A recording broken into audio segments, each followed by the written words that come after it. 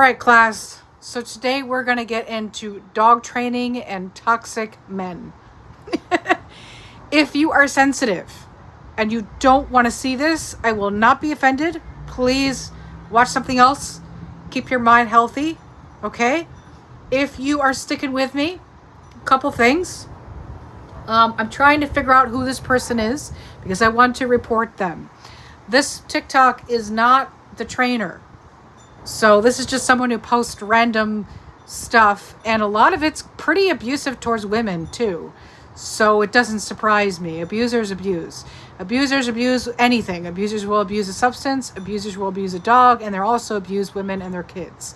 So having that been said, if you're sticking with me and you are okay to watch this, I'm going to go ahead and break down what I think this person, what their influence is, and how our training over here in the States. This is not an American man. I don't know where this takes place, but this is not here in the U.S. So I'm going to kind of break down how some of the training methods that we use here in the States actually kind of mimic a lot of what this person does. So, and both good and bad. Okay. All right, let's go ahead and watch this. Again, if you don't want to watch this, now's the time to end this clip.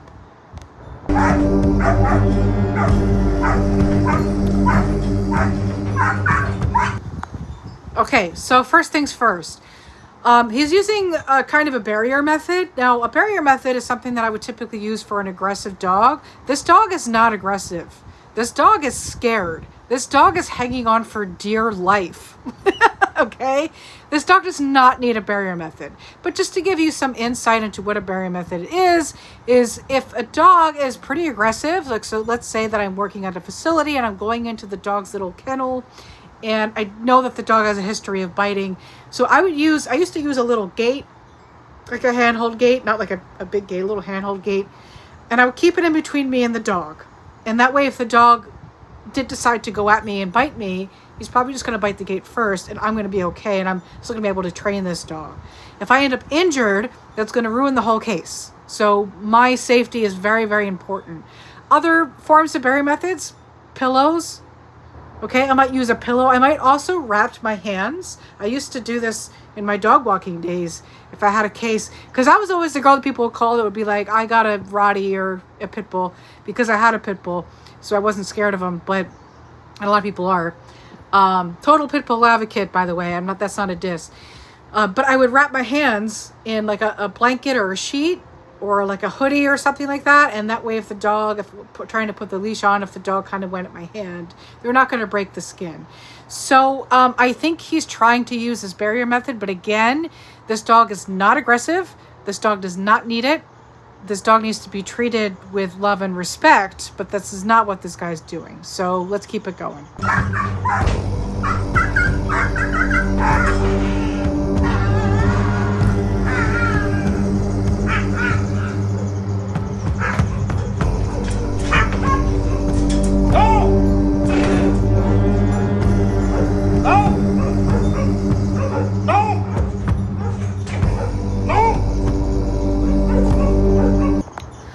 Okay, so a couple things. The first thing I want to say is how this relates to the way that Americans still train. We use choke chains. Choke chains in America are still legal. And this is what this guy is essentially doing, is he's choking the dog out. I can't see exactly what kind of chain or collar he's using. He might just be using a flat collar. I'm not sure. But it's not uncommon for balance trainers to use a choke chain. And what do choke chains do? They choke your dog. Okay? So some of these methods that we're using here in the States can be applied to this type of training. And even though we're a bit more humane about it, A plus B equals C. Right? This is how we got to C.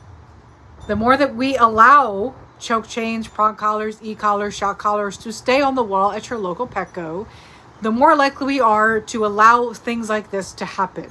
And sometimes without the owner's consent. Because that happens too, where They send their dog off to a training camp. They find out their dog had been strangled and abused. Okay, and this might be one of those camps. So, again, this is not local here to the U.S. I don't know where this person is, but I don't see it as being totally that much different. Not in terms of the mentality and the tools that they're using. We're just more humane here. Okay.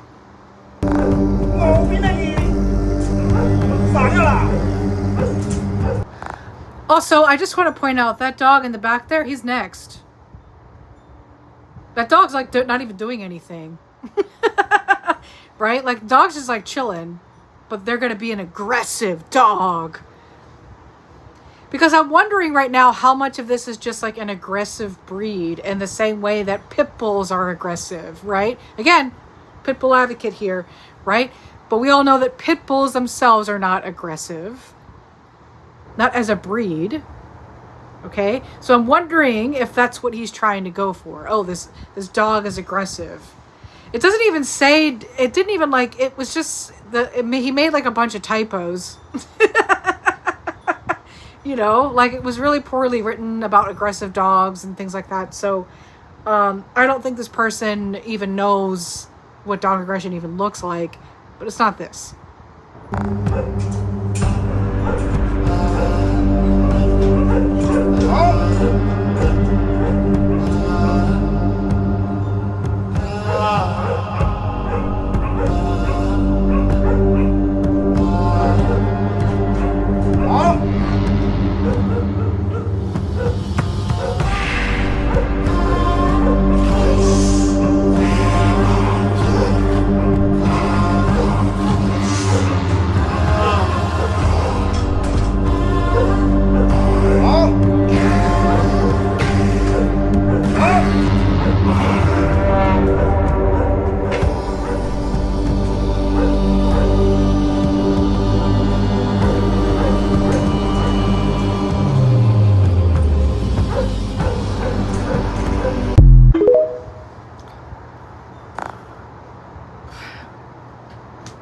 Okay.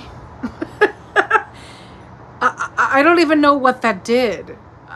The dog is still scared. Like, even if this were an aggressive dog, the dog would still be aggressive. That did nothing. That like literally did absolutely nothing. Nothing got solved. Nothing got completed. I'm baffled right now. But I want to explain a little bit about like alpha theory and how that is still playing out in the USA, and how that's clearly what this guy is trying to go for. He's asserting his dominance on this dog. And who else do men assert their dominance on?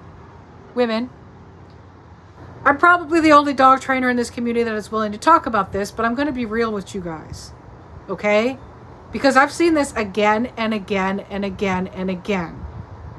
Oftentimes, men will come to me with their dog that's really like sweet and isn't doing anything wrong, and they're like, that dog needs to be put in his place.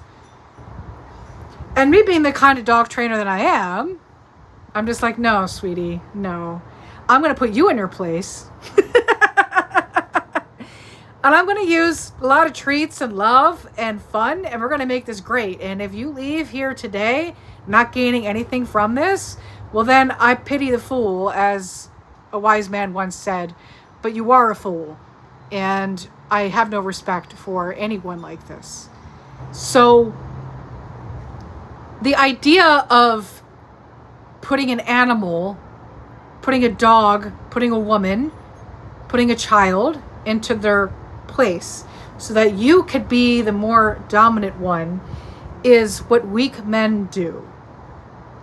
And unfortunately, there's a lot of weak men out there claiming they run this amazing dog training business, claiming they can fix your dog for thousands of dollars, ripping you off, and then doing things like this to your dog. And if you think that they're not going to do things like this to other people, to other human beings, I've got news for you. Like I said earlier, abusers abuse. That's what this is about. Anyway, like I said earlier, I would love to get this guy shut down. Come at me. Like, if this trainer's watching this video right now, fine. Come at me. Bring it. I will go head to head with you. Let's go. You want to try to get me put down too? You want to try to get my business put down too? Because you ain't got nothing. I mean, it's not much of a fight, homie. Regardless, if you know who this person is, please reach out to me. I'm going to put all my information below so you can make it easy to find me. And I will report this person ASAP. Thank you for watching. I hope you guys get something out of these videos because I really enjoy making them and I want to keep it going. Like, subscribe, share, follow me on other platforms, and I hope to build more of a community of people who love dogs online. So I'll see you guys next time. Cheers.